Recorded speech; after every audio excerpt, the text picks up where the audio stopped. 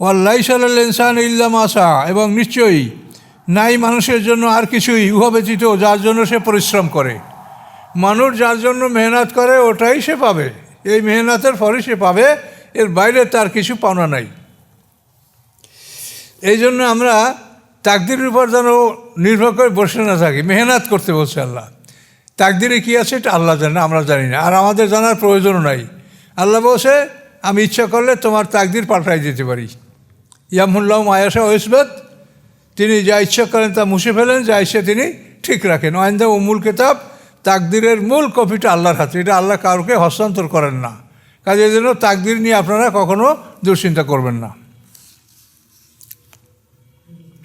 ওয়ান্না সায়াহু সাউফা ইউরা, এবং নিশ্চয়ই তার পরিশ্রম অচিরেই তাকে দেখানো হবে। কিসের জন্য সে পরিশ্রমটা করছে, আল্লাহর দিনের পক্ষে না বিপক্ষে? একদল আল্লাহর দিনকে প্রতিষ্ঠার জন্য জানমাল সব দিচ্ছে, আর একদল আল্লাহর দিনকে ধ্বংস করার জন্য জানমাল সব ব্যয় করছে। এই জন্য আল্লাহ বলেন ওয়ান্না সায়াহু সাউফা ইউরা, অচিরেই তার পরিশ্রম তাকে দেখানো হবে, তার মেহনত দেখানো হবে যে তুমি কোন পথে মেহনত করেছো। সুম্মা ইউজ্জাউল জাজাল আওফা, এটা দেখানোর পরে তাকে পুরস্কার দেওয়া হবে, তাকে বিনিময় দেওয়া হবে, জাজাউল আওফা, সম্পূর্ণ বিনিময়, পরিপূর্ণ বিনিময় দেওয়া হবে। আগে তাকে দেখানো হবে যে এই অবস্থা তুমি এই করেছো, এটা দেখানোর পরে তাকে বিনিময় দেওয়া হবে। ওয়ান্না ইলা রব্বিকাল মুনতাহা, নিশ্চয়ই আপনার রবের কাছে সকলের শেষ সীমানা, সকলের শেষ ঠিকানা ওখানেই, ওখানে সবাইকে যেতেই হবে, কেউ অনুপস্থিত থাকতে পারবে না। ওয়ান্নাহু হুয়া আদহাকা ওয়া আবকা, এবং নিশ্চয়ই আল্লাহ তিনি মানুষকে হাসান, তিনি মানুষকে কাঁদান। হাসার জন্য আনন্দ তিনি দেন এবং কাঁদার জন্য দুঃখ তিনি দিয়ে থাকেন। ওয়ান্নাহু আমাতা ওয়া হাইয়া, তিনি মৃত্যুদান করেন, তিনি জীবন দান করেন, এটা আল্লাহ ছাড়া আর কেউ করতে পারে না। ওয়ান্নাহু খালাকা যাওজাইনের যাকর আল উনসা, এবং নিশ্চয়ই সৃষ্টি করেছেন তিনি জোড়া। কি জোড়া? নারী এবং পুরুষ, এই জোড়া আল্লাহ সৃষ্টি করেছেন। তাই দেখেন এই যে হায়াত আর মওয়াতের ব্যাপারটা যে আল্লাহ নিজের জন্য এটা খাস, এটা যে আর কেউ করতে পারে না, এইটা দেখেন এবং ওই কবর আযাবের হাদিসগুলো এর সাথে মিলিয়ে দেখেন যে কী আছে এখানে। আচ্ছা, তো আল্লাহ বলেন এই যে তিনি একজোড়া সৃষ্টি, কোথা থেকে? মিন নুতফাতেন, সিমেন্স বা বীর্য থেকে, শুক্রবিন্দু হতে, এজা তুমনা, যখন ওই শুক্রবিন্দু ঢেলে দেওয়া হয়। ওয়ান্না আলে নাশাত আল উখরা, নিশ্চয়ই আল্লাহর উপরেই দ্বিতীয়বার সৃষ্টি, দ্বিতীয়বার সৃষ্টি আল্লাহই করবেন। যেহেতু আমাদের এই জীবনটা হলো পরীক্ষা, এখানে আমরা পরীক্ষা দেব, পরীক্ষার রেজাল্ট দেওয়া হবে পরকালে বিচারের দিনে, 50,000 বছরের সমান একদিনে। এই ফলাফলের পরে আমরা দুই দলে ভাগ হয়ে যাব, একদল জান্নাতি আর একদল জাহান্নামী। একদল ডান হাতে আমলনামা পাবে আর একদল বাম হাতে পাবে। এই আমলনামা নিয়ে যখন আমরা আমাদের প্রকৃত বাসগৃহে প্রবেশ করব, তখন 1000 বছর সমান একটা দিন হবে, হাজার হাজার কোটি বছর আমরা বেঁচে থাকবো। কিন্তু এই পৃথিবীতে আমাদের বসবাসের জায়গা না। এই জন্যই দেখেন যারা জ্ঞানী তারা পৃথিবীতে ওরকম কিছু করেননি। উমর ফারুক 3টা মহাদেশের খলিফা সারা রাত ডিউটি করে প্রজাদের অবস্থা দেখভাল করে ফজর নামাজের পরে লাঠিটা মাথার নিচে দিয়ে খাজুর গাছের নিচে ঘুমিয়ে পড়েছে। রৌদ্রের তাপ বেড়েছে, রৌদ্রের তাপ পেয়ে আবার জাগ্রত হয়েছেন। এই ছিল তাদের জীবন। আর আমাদের অবস্থা কি দেখেন, যে আমরা এই পৃথিবীতে মানুষ কি করছে, ক্ষমতা পেয়ে মানুষ কীভাবে জনগণের ধন সম্পদ কীভাবে তারা অপচয় করছে, ব্যয় করছে, সেটা আপনারা চোখে দেখতে পাচ্ছেন। আমেরিকা যাবে একজন, সেখানে 100 তার সাথে সঙ্গী সাথী যায় বিমানে করে, এবং এগুলি সেই আমেরিকার যে 5 তারা হোটেলে এবার হাজার হাজার কোটি টাকা ব্যয় করে আনন্দ করে তার জনগণের টাকা। অথচ কত মানুষ দেখেন রাস্তায় পড়ে আছে, কত মানুষ কত দুরবস্থায় আছে, কত রাস্তাঘাট বেহাল অবস্থায় আছে, কিন্তু এভাবে জনগণের সম্পদ নষ্ট করা হচ্ছে। তো কেন?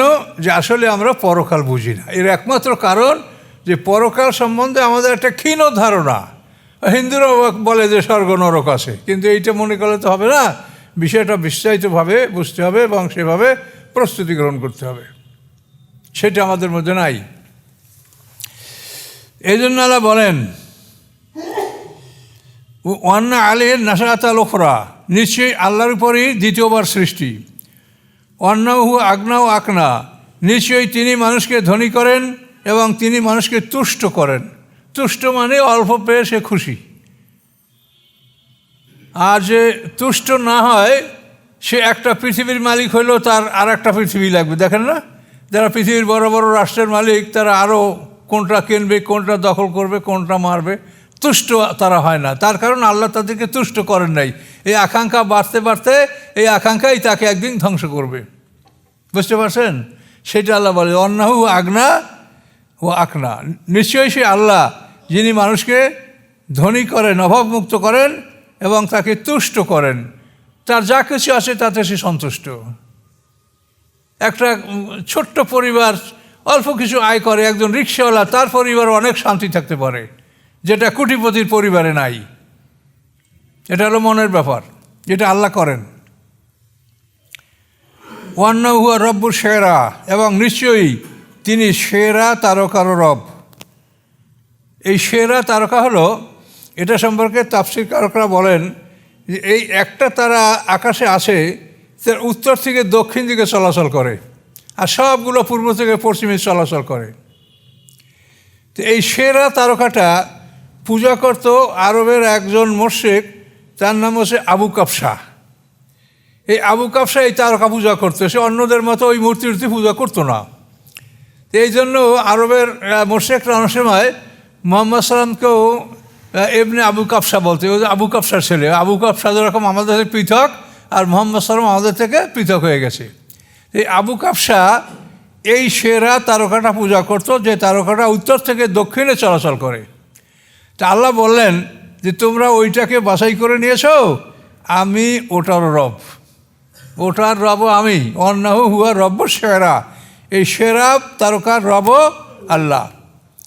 ওয়ান্নাহু আহলাকা আদানের উলা, এবং নিশ্চয়ই আল্লাহ কি করেছেন, ধ্বংস করেছেন তিনি আদেউলা। আদেউলা মানে প্রথম আদ জাতি। আদেউলা হলো যাদের পয়গম্বর হুদ আলাইহিস সালাম, আর আদে সানি হলো সামুদ জাতি, যাদের পয়গম্বর হলো সালেহ আলাইহিস সালাম। আদেউলা আদে সানি। তো আল্লাহ বলেন অন্নাহু আদানের উলা, আদ এবনে আওজ এবনে এরাম এবনে সাম এবনে নূহ। নূহ আলাইহিস সালামের পঞ্চম পুরুষে এই আদ জাতি আদেউলা। আর এর পরের জাতিটা হলো সামুদ এবনে জাসুর। সামুদ এবনে জাসুর এবনে আদ এবনে আওজ এবনে এরাম এবনে সাম এবনে নূহ। এই সামুদ এবনে জাসুর এবনে আদ, এই সামুদ জাতিটা এক ধাপ পিছনে। এটা আদে সানি আর ওইটা আদে উলা।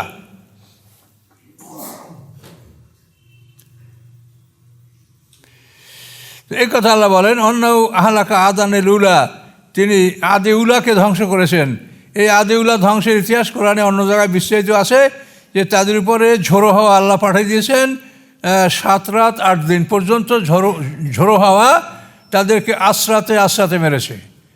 সব মানুষগুলি একেবারে আকাশে উড়িয়ে নিয়েছে, সেখান থেকে আবার আসছে জমিনে ফেলেছে, আবার বালু দিয়ে চাপা দিয়েছে, আবার বালু অপসারণ করেছে। এইভাবে করে করে সাবা লাইয়ালম আর সামানিয়াতে আইয়ামেন হুসুমা, কোরআন শরীফ বলা আছে যে 7 রাত 8 দিন অনবরত তাদের উপরে ঝোড়ো হাওয়া প্রবাহিত হয়েছিল। এভাবে আদ জাতি, বিশাল শক্তিশালী জাতি, তাদেরকে আল্লাহ ধ্বংস করেছেন। ও সামুদা, এবং সামুদ জাতিকেও তিনি ধ্বংস করেছেন। সামুদ এবনে জাসুর এবনে আওজ এবনে এরাম এবনে সাম এবনে নূহ।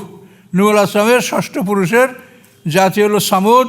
এই জাতির পয়গম্বর হলো সালেহ আলাইহিস সালাম। এদেরকে আল্লাহ তাআলা উট দিয়েছিলেন, উট পরীক্ষামূলক। পাথর থেকে উট বের হয়েছিল, গাভীন উট, বিশাল গাভীন উট। এই উটটাকে তার জাতির কেদার বিন সালেফ এবং তার সাথীরা মিলে উটটাকে হ্যামস্ট্রিং করেছিল, তার পা কেটে দিয়েছিল। এই কেদার বিন সালেফকে আল্লাহ রসুল মেরাজে দেখেছেন যে কীভাবে সে আগুনে জ্বলছে। এই কেদার বিন সালেফ সামুদ জাতির উট, সালেহ আলাইহিস সালামের সেই মোজেদার উট সে হত্যা করেছিল। ফামা আবকা, আল্লাহ বলেন তাদেরকে আল্লাহ বাকি রাখেন নেই। ওয়াকামা নূহ মিন ক্বাবলু, এর আগে নূহ আলাইহিস সালামের জাতি, এদের আগে নূহ আলাইহিস সালামের জাতি, এরা তো 5-6 পুরুষ পরে। এই নূহ আলাইহিস সালামের জাতিকেও আল্লাহ ধ্বংস করেছেন।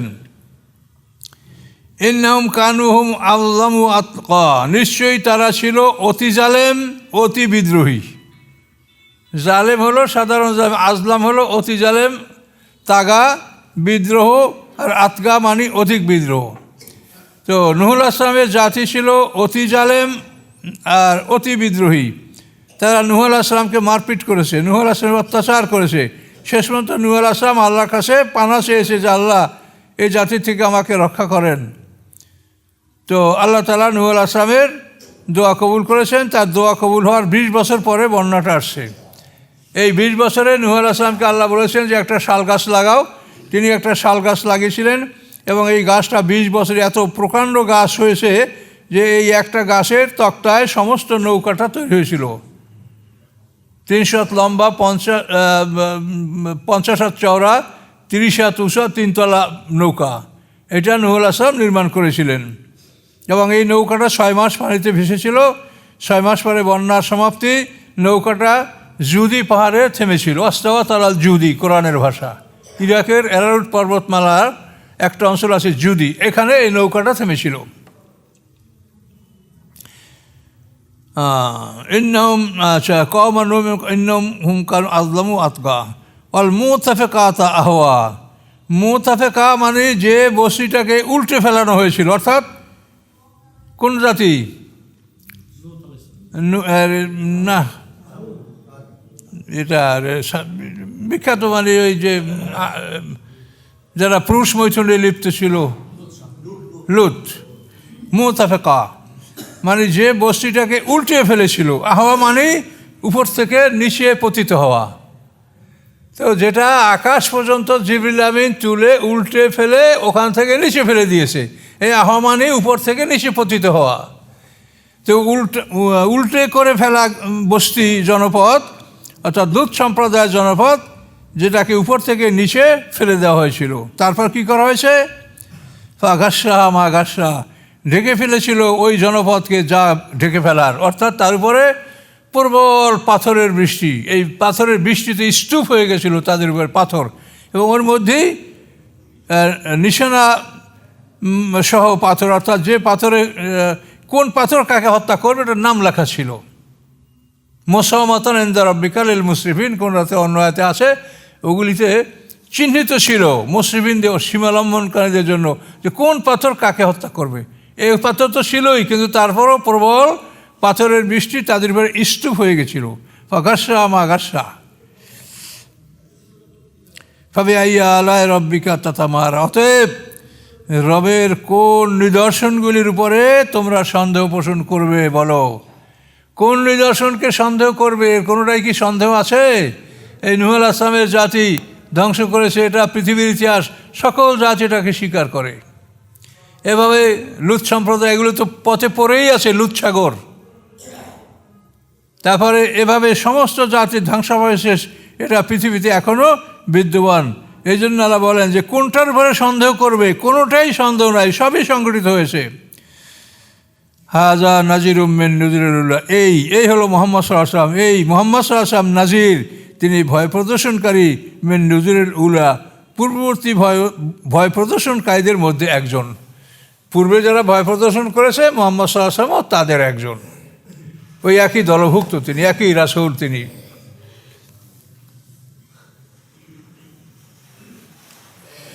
তো হাজা মানে এই, অর্থাৎ এই মুহাম্মদ সাল্লাল্লাহু আলাইহি ওয়াসাল্লাম নাজির, তিনি ভয় প্রদর্শনকারী, মিন নাজিরুল উলা, পূর্ববর্তী ভয় প্রদর্শনকারীদের মধ্যে একজন। আজেফাতেল আজেফা, নিকটবর্তী হয়েছে নিকটবর্তী বস্তু, অর্থাৎ কিয়ামত।